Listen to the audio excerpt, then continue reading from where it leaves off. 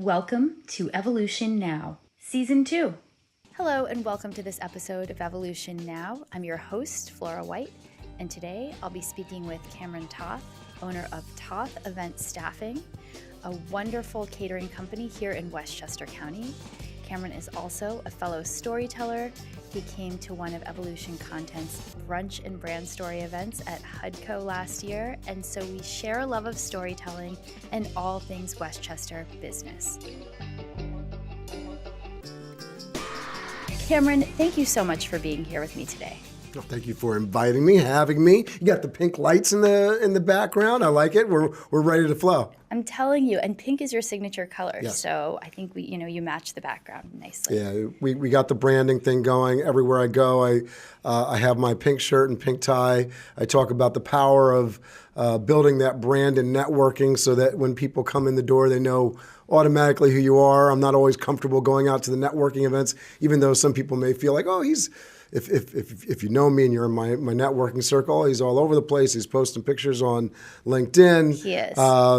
The challenge there is that it's not always easy to get yourself out to an event and go meet new people, which is key for any business. And one of the things that's been great about the pink branding is I'll go to an event in Brooklyn, which is not my stomping, that's not my main place of business. Although you're from New York City.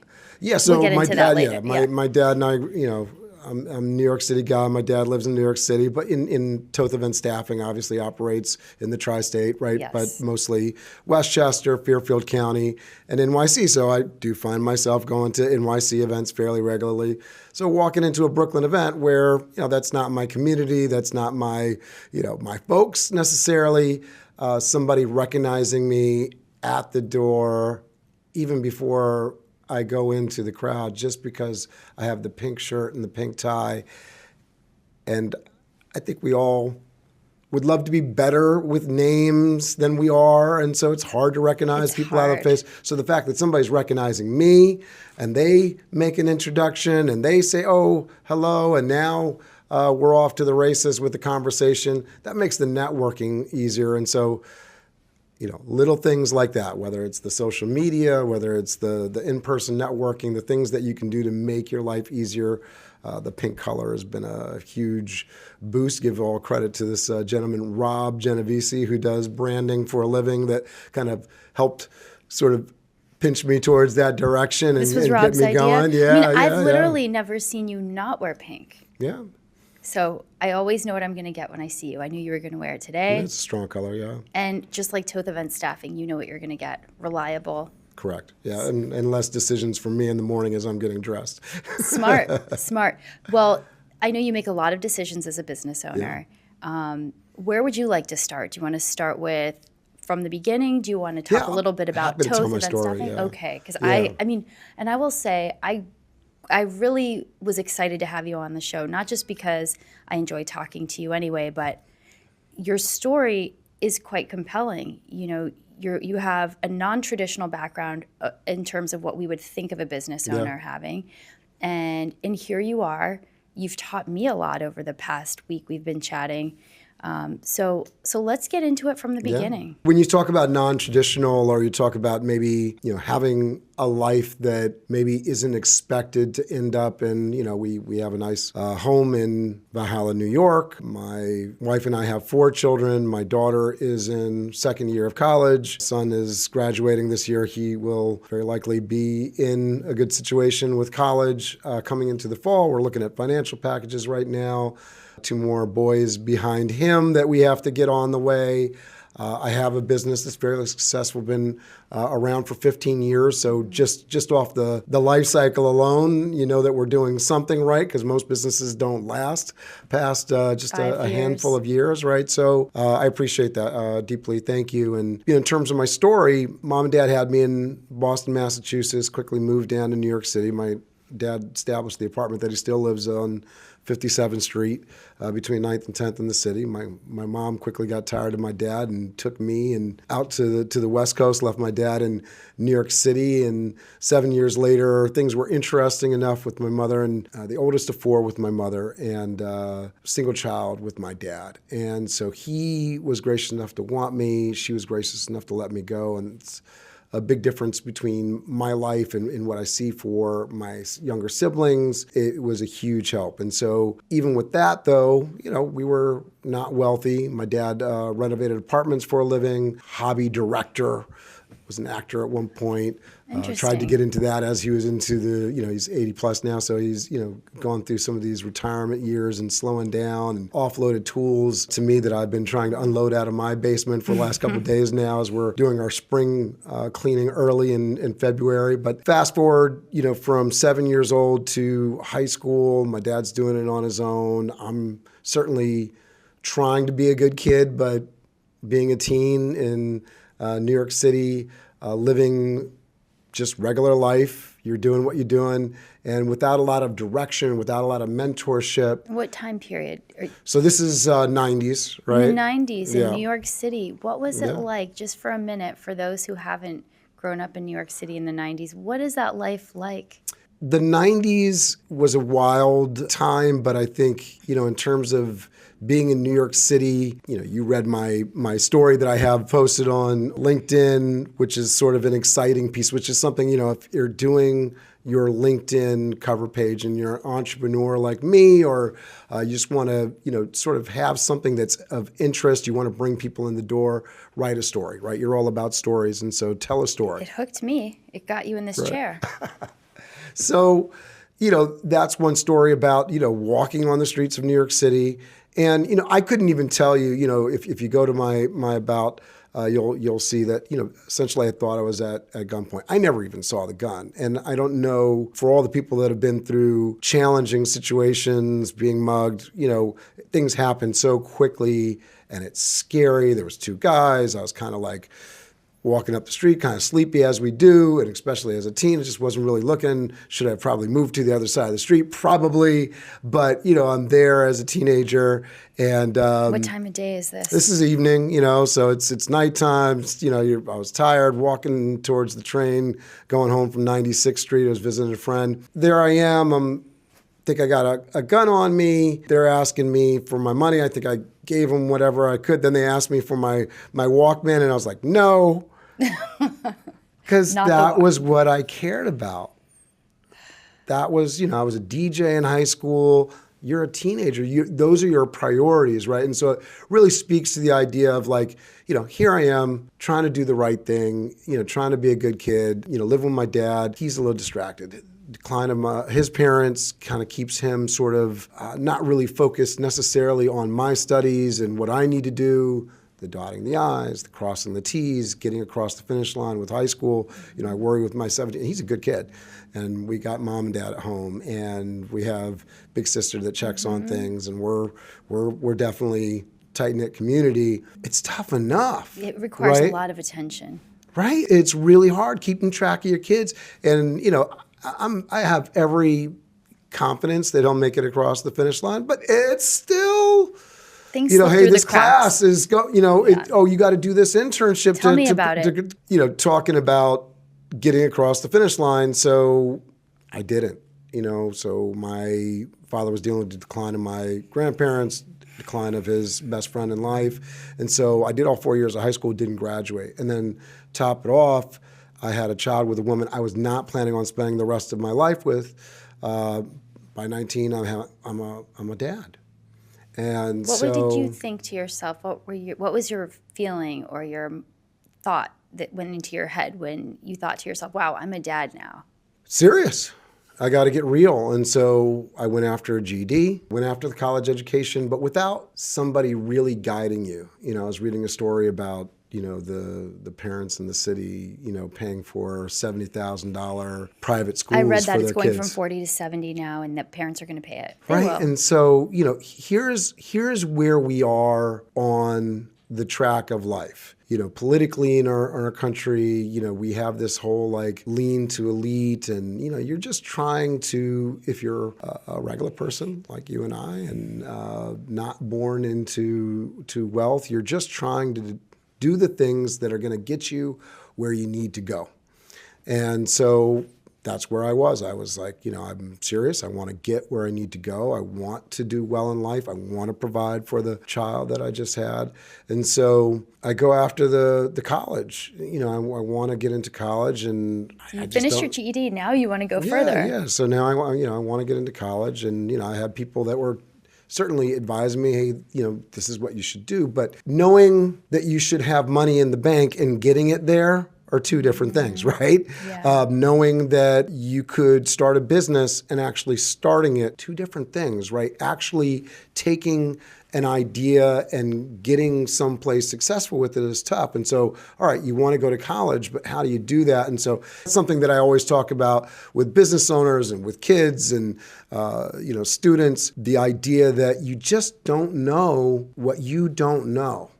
And so this is where mentorship, this is where guidance comes in. This is where seeking, really people that really know and understand. But, if you're just getting started in life and you're going through the door and like, oh, okay, this is a college, this is where I need to go, you need a little bit more than the knowledge that you bring inside, right? You need some mentorship and guidance. So for the last 30 years, based on this start in life that I got and going through these experiences, because the college experience didn't work out. 2 years later, I'm dropping out, got to get a job, got to make money. And why do you think that was? And the reason I'll pause on that is because we will be talking more about education. Yeah. So why do you think it was that in that moment, college for you didn't resonate, didn't work out? It was too expensive. Okay.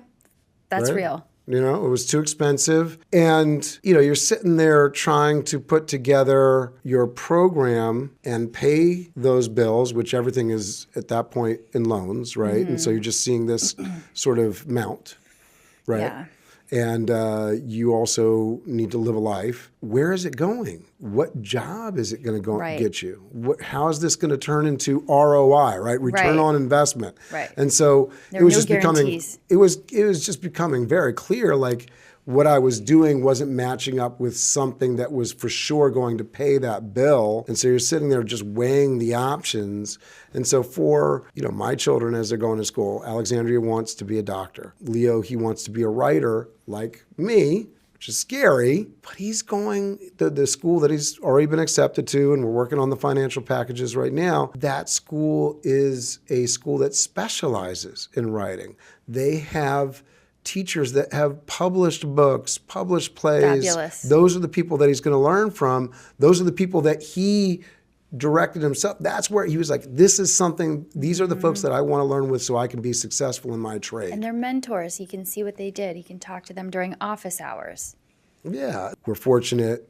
They're good students. They've been able to get a lot of grant money. Worried about my 14-year-old because he doesn't seem to have that same drive on academics. So wondering what's going to go on in the next 4 years as we're working with him. He'll show you his superpower soon. Exactly. I'm hoping to see it. And he's got soccer skills, so hopefully he keeps up with that and gets the sports piece in there. But, the idea that this stuff isn't cheap, but he knows what he wants to do and he knows what he's getting out of it. And I would say, for a business owner, for somebody going into education, whether that means getting your education or going to a career in education, knowing what you're going to get out of it is a huge deal, right? You know what your life balance is going to be.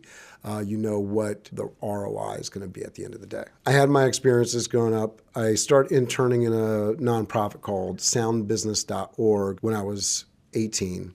And at that point, it was a little too late for me to learn some of the mentorship lessons. I mean, I was in the program and still having these struggles with college just because I had a lot to learn. And, having somebody that knows something in an organization, but not necessarily asking them and seeking that mentorship and guidance and not having parents, it's very different, right? It's very different to have people that are focused on your hopes and dreams, guiding you, working the phones like a madman, at times. I know I've definitely been putting in that work with my kids, let's make this phone call. Let's do this, research that, go down the rabbit hole of the searches on Google to figure out what this is and what that is. But the technology stuff, you're spending so much time developing these young humans, and to not have that in place. And my dad, I'm so thankful for him, but the idea that, for all my single parents out there, God bless you. It is so difficult. And I'm so thankful for my father, because I wouldn't be near the human I am without him. Trying to do all that you want to do as a human and not having good people behind you, it makes it really, really tough. And even when you do have a good human behind you, not having the resources and the other mentors in life. My dad was somebody that, we didn't have a huge social circle. And so, think about the power and the importance of telling your story and getting a bigger circle of people around you, using social media. Why should we do all of these things? Because you build that kind of power network for yourself out in the world so that you can get the guidance. And when the tough things come in, what insurance to get, who should I use to do my books, who should I do a podcast with, what's the right way to do this so that it actually, rubber meets the road and it's successful. That network is, people talk about it all the time. Your network is your net worth, right? And I think, that can be like anything else, it sounds like just a saying, but it's true. It could get ridiculous, if you have thousands of followers on Instagram, I'm not knocking it. But if you don't have personal relationships where you can call somebody and have a heart-to-heart and a good conversation, it's a different thing, right? It's a great thing to have people that you can connect with and that you trust and that you share some commonalities with. And so I love going back to the story thing, because the story, right? Just me telling my story, being vulnerable with people. And then usually when I have a one-to-one with people, that's what I do. I kind of tell the whole story. I give you the whole download because I want to hear your story. And if I know more about your background, your life, who's your spouse, who's your kids, what's your dreams and aspirations, what kind of impact are you trying to have on the world? Well, now we have a point of discussion. You know what I want to do. I care about education deeply. I want to impact students. Been involved with soundbusiness.org for the last 30 years doing college and career prep work because I had such a struggle getting through my journey. That's what I want to do. So if you know that about me and there's an opportunity like that out there that I can help with, I'm going to say yes. And if there's something that's matters to you, helping people share their brand, share their story, bringing people in so that they can do that more, I'm certainly going to do that for you because I know that about you, right? It's an incredible backstory coming from Manhattan in the 90s all the way here to Valhalla in 2026. After all of these different experiences, how did Toth Event Staffing come about? Yeah, absolutely. So my start into hospitality was when I dropped out of college. I was pursuing bartending. I did a bartending class for 2 weeks. Suddenly I'm a bartender. I'm stomping the streets of Manhattan. And within 2 days, I had landed a role at World Yacht. And I was doing 4-hour cruises. Anybody that knows anything about 4-hour cruise ships and the open bar situation, if you're among that group that's on that boat, you are at the bar and you're sampling. And so that was my role. I provided all of those different drinks and used all the knowledge that I had fresh out of bartending school. And I actually still use that knowledge to this day, testing bartenders in my office to send them out into the world in my role as CEO of Toth Event Staffing. Wait, can I ask a question? Yeah. What was it like on the cruise ships? Just paint a little picture for us. I mean, you must have learned some skills, not just bartending, but also on a boat with a captive audience that is probably inebriated mostly. Was that like bartending on steroids? Hospitality is a funny thing. You're the show. And I enjoy being the show. Also, it's a lot of work. You need to be quick. You need to be about it. And so I think I carried both of those kind of traits, the business, the speed, the logistic knowledge and the show, right? There's going to be a moment where you're in conversation and you smile and you make some quick conversation. You're not really diving in on a noisy boat where there's a line of people typically coming for drinks, but you need to keep it lively and it needs to be fun. And then when folks want suggestions, you need to be able to offer some suggestions. Would you like a pina colada? Would you like a sex on the beach? Would you like a kamikaze, right? And so, and then there was always people, because we were on its open bar and they can have whatever we want. And we had everything, including the Galliano bottle. If you don't know what the Galliano bottle, it's the bottle that they have to keep all the way at the back of the bar. So when they say sex on the beach against the wall, that's the bottle they're grabbing because it's against the wall. It's the big Galliano bottle. What is Galliano? Is that like top shelf? It's just, it's a liqueur. It's one of those things that gets added to certain drinks. It's a big, very tall bottle. Okay. That's the thing that you need to know most about Galliano. It's a very tall bottle, which is why it's anything that's against the wall is going to include that in it, right? There's things, when we talk about taste and everything. I mean, all the rage right now. I'm making bar menus for my clients all the time. And so, champagne with elderflower and, these kinds of things. These are the fun things. And we go through all the seasonal stuff, ginger mules for all your different favorite tequila and vodka liquors. Yeah, I mean, all the different fun stuff. So just knowing what is out there, what's popular for a bartender is always important. And so even though my main role isn't being a bartender today, because we do so much event-related stuff, that is transferred. So I got into hospitality bartending. I networked, right, quote unquote, networked with my colleagues. There was temp staff coming to the cruise ships, and so you're on these cruise ships. You're just going around Manhattan constantly. So you see the Statue of Liberty and in those times the World Trade Center before 2001. The idea there that you're on a cool kind of cruise, going around the city, having a good time, keeping everybody entertained. That was my foundation into hospitality. But like I said, I networked with some colleagues that were temp wait staff. So I got sort of introduced to the world of temp waiters through this idea that they were sending staff to these boats. And I was networking again with these young professionals, going out to places, nightlife afterwards with some young professionals. They introduced me to a company called Yippee, which is kind of cool.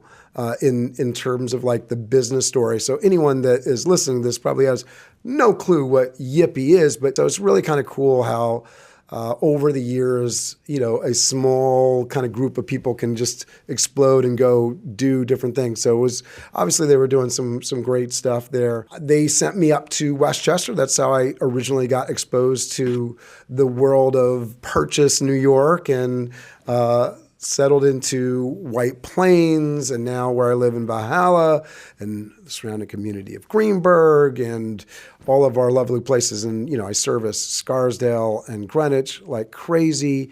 So Westchester has been a boon, but the thing that Westchester has done the most for me is I met my wife when I was up here in the early 2000s. And in 2004, we got married. And so, I have a child that I don't really get to spend a lot of time with in the world. He's going to be 28 in September. It's just wild. Wow. And we don't have a great relationship with him. And so that's something that, when I talk to you about like why education is so important to me, the idea that, establishing yourself and your connections and your impact on the world, and what more impact do we have than with our kids, right? And so the fact that I wasn't able to get that kind of start with him impacts me deeply, deeply, deeply. Me and my wife, we have 4 kids together, and we're very involved in their lives. They're doing pretty good. Knock on wood, like we're keeping it going, and they're doing well. And so as I was progressing through my hospitality career, I was a food service manager for Compass Group at Manhattanville College, moved over to MasterCard, and then became a food service director for a smaller company. These are like things in somebody's career that I think are huge, where you get opportunities to grow and expand and take on a larger responsibility and gain a confidence, an inner confidence in what you're going to do. It was not the best job, in terms of who my management team was, what kind of authority I was given, but I was running a cafeteria. I was running the catering for the building. We had pantry service for the building. We had commissaries that we served outside of. So it was a operation that had a lot of moving parts, a lot of things to manage. And so even though I was working a ton of hours as a newly married man with children, I was able to get this sort of confidence under me that like, hey, I can do this kind of stuff. And so that was key. And I didn't start Toth Event Staffing until several years later. This is, around 2005, 2006. I didn't start Toth Event Staffing for another 5-6 years. But I don't think I would have ever started Toth Event Staffing without getting that sort of grounding in the fact that, oh, you can run stuff, Cameron. That operations, that confidence in the space. Yeah, so for anyone that ever wants to like own their own business, wants to run things, really like getting an opportunity to sort of step up, and it may not be the pay that you want, it may not be everything that you want it to be in a position and compensation, but getting opportunities, and you can see it. I mean, I'm sure you have colleagues that have stepped into roles where they had to do a lot. Yeah, you're like, I can get the machine to run. If I can make it run here, I can make it run on my own. Yeah. I know what pieces need to be put together to be operational. Huge thing for young people. I think if my journey was mapped out better when I was young, getting experiences like that, the internships, I think finding an internship for your child where they're actually in a place where they got to do stuff and not maybe be a little uncomfortable. If you're not a little bit uncomfortable, you're not growing. Yeah, where they really got to step up. You wonder some of these like internships in DC where they're like working in government offices. I think, I don't know all about those experiences, but I see some of the folks that are going through those experiences. They get, because they're government workers. And so, it's, if you can do more, we're going to give you more, that kind of thing. And so stepping into those kinds of roles, if you're up for it, those, I think, are incredibly life-changing opportunities because you get to see how you can perform and what you can deliver. I think a lot of nurture goes a long way with those kinds of things to make sure that people are supported and not just going down dark paths. Even if you flop, I've flopped before, and even if you do, later you've learned some valuable lessons and you apply them. So you either learn on the job and succeed, or you fail and you learn. Either way, you win. Yeah, huge. I think that is everything going into something where there is the opportunity to fail, where it's almost guaranteed. In that food service director role, when things are being thrown at you and everything is on you, you're the boss, you're making the decisions, you're showing up every day. I think as business owners, you get comfortable knowing that it's not always going to work out the way that you would like it to, but you build systems, you build processes. And, when we make a mistake, if I make a mistake with an employee, I apologize. I try to make it right. If I make a mistake with a customer, with a client, which, we've got a good number of Google reviews, and we get a lot of things right. But when something goes wrong, apologizing and doing everything in your power to make it right. And, that can be tough for a business owner, right? Giving a refund, maybe, providing another free, staff member for them, down the road. These are tough things to do, especially when margins are tight. But by doing that, you win trust with your employees, you win trust with your clients, and it really does help. Number one, me sleep at night, right? I love, I'm a big movie guy, love TV shows, and there's this line in The Devil's Advocate, can you deliver on a deadline? Can you summon your talent at will? And can you sleep at night? the significance of, being able to be easy with your decisions, to be comfortable in your skin and go out day after day. Been running Toth Event Staffing for 15 years. And so to be comfortable day after day, put on the suit, go and fight the good fight, and to be comfortable with where you're at, I think is huge, right? Just for peace of mind. There's always so much on the agenda. We have a family, we have a business, nonprofit that, we're contributing for. And inevitably, because you have connections and you're trying to do things in the world, there's always somebody else asking for something else, another thing to do, a networking event to go to, another challenge that is going to come up in the road. And so how do you sleep and act comfortably? And so doing things the right way, I think, is a huge way just to make sure that as you're interacting with the world, you are in a place that is grounded and you don't really have to look over your back too much. I think is a big deal. And I think there's a lot of people that operate in the world, and certainly we have some interesting representatives for our country right now that operate in a different way. But I think that the idea of, putting good out in the world and treating people decently and paying your vendors is the way to go. Well, I appreciate that so much. And I think this goes that a great segue would be, what would you say to folks that are trying to get into your line of business? Yeah. So in the events world, when I started Toth Event Staffing, I knew what I knew, right? I didn't know what I didn't know. And getting into, and I see a lot of like wedding planners, event planners, different event-related businesses. I think it's really important to understand business model and profit margin, no matter the business you're in, but especially in the events world, because cyclical businesses are not necessarily great businesses.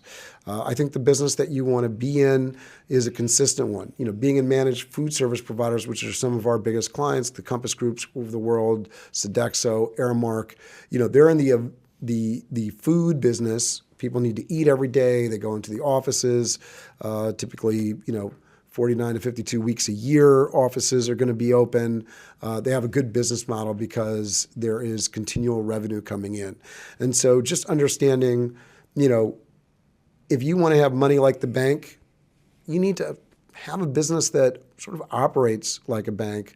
There's different ways to make money. You can make a lot of money off of one client gig, or you can get it in drips and drabs. You can open, a retail thing and depend on volume business. Understand your business model. And I think one of the things going into Toth Event Staffing that I really didn't understand was I didn't really understand my business model. I understood that events could bring in money, and I could understand that demand. I could do it. There was something there. But the idea that it was cyclical and there would always be, we're in winter right now, Flora.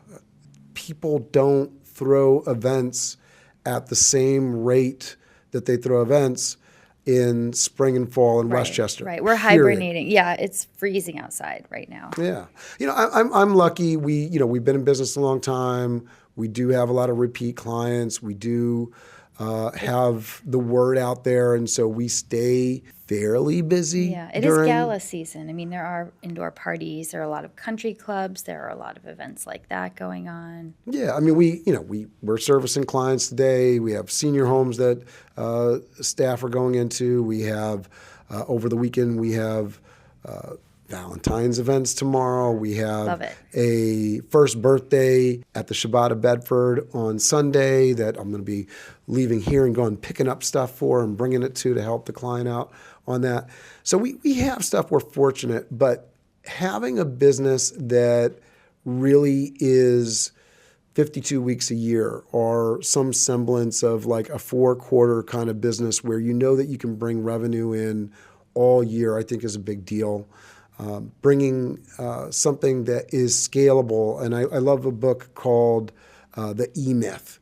Okay. So the E-Myth talks about building a business, and as you're building that business, because if you start, you're going to wear a lot of hats. And so documenting those things and as you're documenting those things, then hiring people in. I will never learn how to delegate because I can never afford to put those people into position. And so I think having that sort of understanding as you're going into a business, eventually I'm not going to be doing everything in this business. How do I afford to pay somebody else to do it? And you can see it with like restaurant owners, right? If you're building a business, understanding your profit margin, understanding that there's a way to step away from all of the hats that you'll initially have to wear in founder mode, and what that revenue and profitability of that business might be, in theory, at least, because it's hard to know before you're in it, but you can research things to understand, oh, this is how a successful business of this type works, and this is how the revenue works. I mean, there's people out there, they have summer businesses, and they make all their money over a couple of months. God bless them. I've never been able to figure that out with Toth Event Staffing. So finding that business model is huge. And I'm starting another business, as I told you, right? Próspero. And so that'll be a subscription member model kind of business to help people network that would be a 4-quarter business. And so to show that I've learned something over my last 15 years of business, putting those words into practice. That's so exciting. Is there anything you want to say about Próspero at this stage? Just that it's coming. Just stay tuned. Próspero. Where does the word Próspero come from? Some people say in English, Happy New Year. My wife is Mexican, and so I got very comfortable and I got very interested when the expression for Happy New Year is Próspero Año Nuevo, yes, which means have a prosperous new year, right? And so it's a little twist. It definitely, for me, touches my heart in a different way because, Flora, I very much want you to be happy. However, if you are prosperous in this new year, we are saying something on a significantly larger level than happiness. Now, I wanted, my dad asked me when I was a kid, 10 years old, we're sitting in his favorite pub bar, me and dad, single dad, with his kid. And he says, what do you want to be when you grow up? And I'm sure he was looking for candlestick maker, doctor, these kinds of responses, which for any parent out there, what careers are you interested in? Not what do you want to be when you grow up. That's like a target for judgment, right? Mm-hmm. But, what are you interested in? But my answer to that question was, I want to be rich. And so what does that mean? I'm sure rich means something different to you than it means to me. For the person that's watching this, rich means something different to you. Starting Toth Event Staffing, money-wise, we are not rich. Yet. When I started Toth Event Staffing, I did it because I was stepping away from corporate. I didn't want to go back to corporate. I had been laid off in 2009. I had a job with benefits. It was good. And the options were like go back to do something like that or different path. And the different path for me was something where I could make money for my family. I could support the nonprofit that I cared about. I'd been doing, after I'd been laid off, I'd spent a lot of time working with the nonprofit, but it's a nonprofit that was not generously funded. It wasn't prosperous, not in that way. And I needed to do something that could put food on the table, allow me to give to the things that I cared about, and spend time with my kids. And so rich, prosperous, I have been able to do that. I've been able to spend a lot of time with my kids. I have lots of notes from my kids about the time that I've spent with them growing up. That is rich. That's discretionary time with loved ones, that in today's standards is wealth. Yeah. And you can go down a lot of roads and I want to be successful. I want to be on top of the world. But it's very difficult. People talk about balance. I don't think that really exists. You need to do what you need to do. There's some days that I spend a lot of time with my kids. There's some times when I spend 0 time with my kids. And so finding ways that you can make it all work, that was Toth Event Staffing for me, and it has definitely provided a richness to my life that I would not trade for anything. Well, that is a beautiful place to conclude the interview portion of our conversation. Now I need to know, you're high functioning, Cameron, like everybody who sits in this chair here in the studio with me.